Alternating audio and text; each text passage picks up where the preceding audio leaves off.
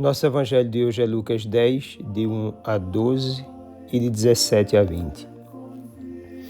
Naquele tempo, o Senhor escolheu outros 72 discípulos e os enviou 2 a 2 na sua frente a toda cidade e lugar aonde ele próprio devia ir.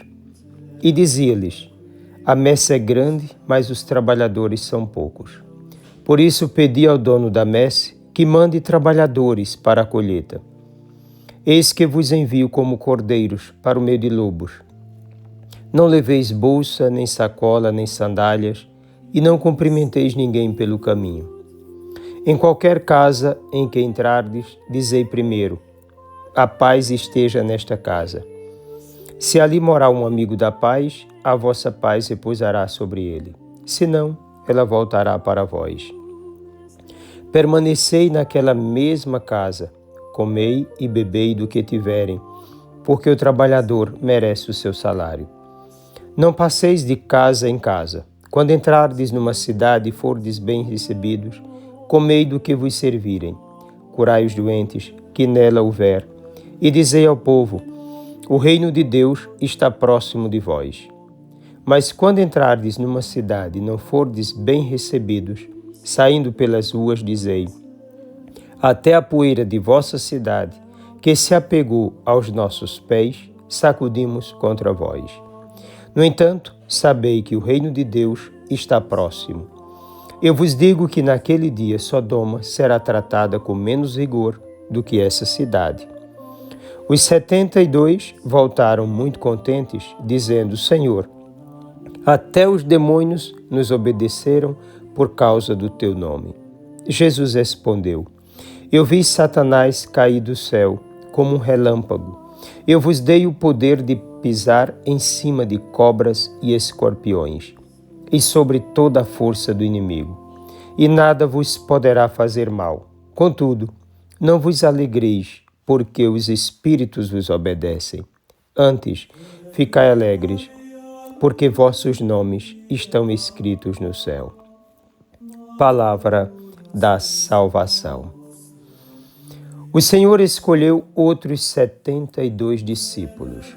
São Paulo, na carta aos Romanos, faz uma sequência interessante sobre a questão da escolha. Deus conhece, predestina para ser conforme à imagem de seu Filho, chama, justifica e glorifica. Romanos 8, de 29 a 30. Então, a escolha faz parte de um todo que tende à glorificação do escolhido, isto é, tende à realização da vocação primeira de cada ser humano. Gaudium Spes 22, 5. Quanto aos 72, Lucas traz à memória um dado judaico importante na época. Os judeus acreditam que quando se deu a promulgação da lei no Sinai, a quantidade de nações existentes correspondia a 70. Assim, enviar 72 discípulos seria como que enfatizar a universalidade da missão de Jesus. Também é importante notar que os 72 não formam um grupo qualquer, mas um autêntico discipulado de Jesus ao lado dos apóstolos para realizarem a missão mesma do Mestre. O discípulo é alguém escolhido pelo Mestre. Foi convidado por iniciativa do Senhor.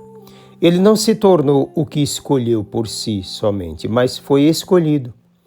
A ele, Jesus concedeu a graça de realizar a sua mesma missão, ir às mesmas pessoas, usando o seu poder curador e suas mesmas palavras, objetivando a mesma finalidade. Em outras palavras, o discípulo tendo como honra ser discípulo, deve ser como seu mestre, agindo segundo o Senhor. A condição do discípulo é a mesma do mestre: mansidão, pobreza e pacificação. Sua exigência é ser fiel, ser todo para Deus e para os mais necessitados, em todos os sentidos. Proclamar o reino, não temer ser rejeitado, não abandonar por motivo nenhum o anúncio do reino e, por último, deve lançar-se totalmente nas mãos do Senhor. Não deve existir nada que impeça o discípulo de lutar pelo reino de Deus. O mundo lhe é hostil, como as nações a Israel. O mesmo com relação à comunidade cristã inicial. O mundo quer destruir a fé cristã, mas o discípulo não teme esse mundo, um mundo de lobos vorazes. O discípulo combate sendo ele mesmo luz na luz, que é Jesus Cristo, sendo ovelha, pobre das riquezas do mundo, focado na missão salvífica, simples e cheio da graça de Deus para a libertação dos necessitados.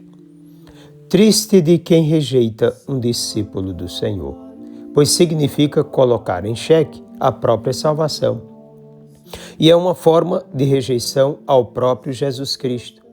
Quem rejeita um discípulo despreza aquele que ao discípulo se identifica. O discípulo é um oásis de Deus na terra, um horizonte para o mundo, uma esperança em meio à guerra, uma flor no deserto da vida, um consolo para todos. A presença de um enviado de Jesus Cristo é sinal da lembrança de Deus, do respeito que ele tem para com os seus, uma ação de bondade no meio da história. Abrir as portas aos discípulos é abri-las à entrada do céu naquela casa. A recíproca também é verdadeira. O discípulo é disponível, desapegado, solidário, irmão e amigo de quem o recebe. É um dom para todos. Faz-se presença de Deus onde se encontra. Precisamos colocar-nos em oração, a fim de que Deus envie mais operários para a sua igreja, homens e mulheres fiéis, apaixonados pela salvação da humanidade, pessoas que não temam dar suas vidas pelo bem de todos. Sejam leigos religiosos, sacerdotes, todos somos chamados a realizar a vontade de Deus no mundo, combatendo as trevas.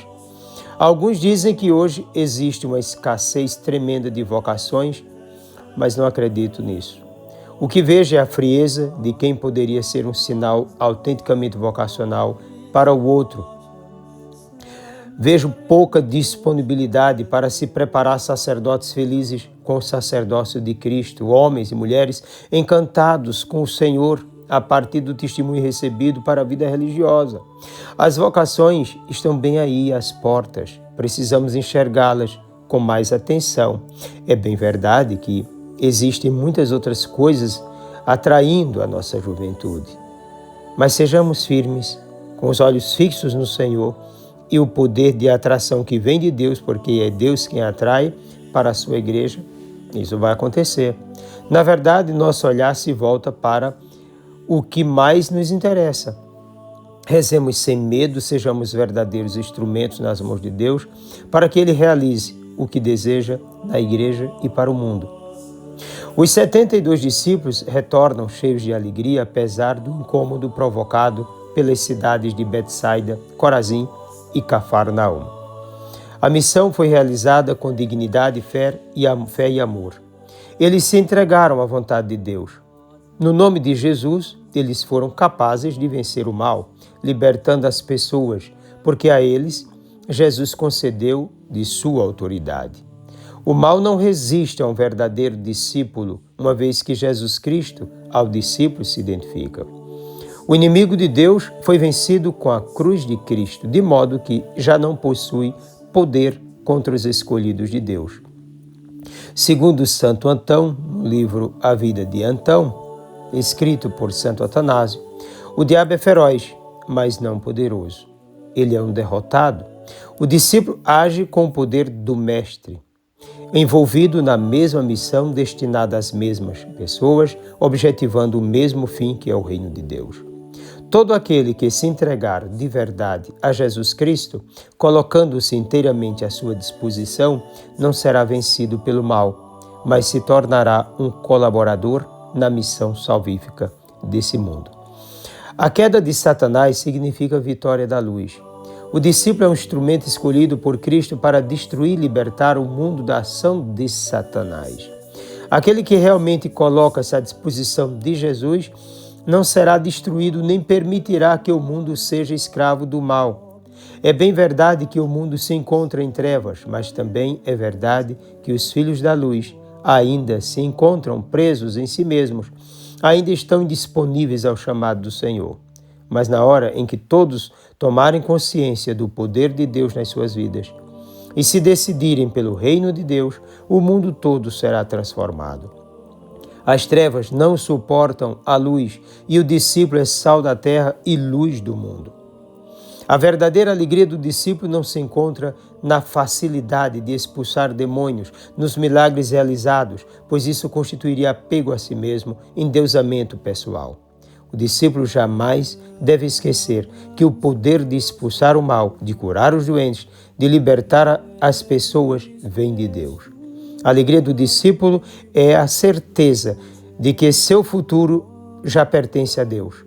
Está com Ele, pois seus nomes estão escritos nos céus. O discípulo autêntico se alegra pelo fato mesmo de ser discípulo do Senhor da vida, da verdade e do amor. Jesus mesmo disse: eu sou o caminho, a verdade e a vida. Desça sobre ti a bênção do Deus Todo-Poderoso, Pai, Filho e Espírito Santo. Um forte e carinhoso abraço.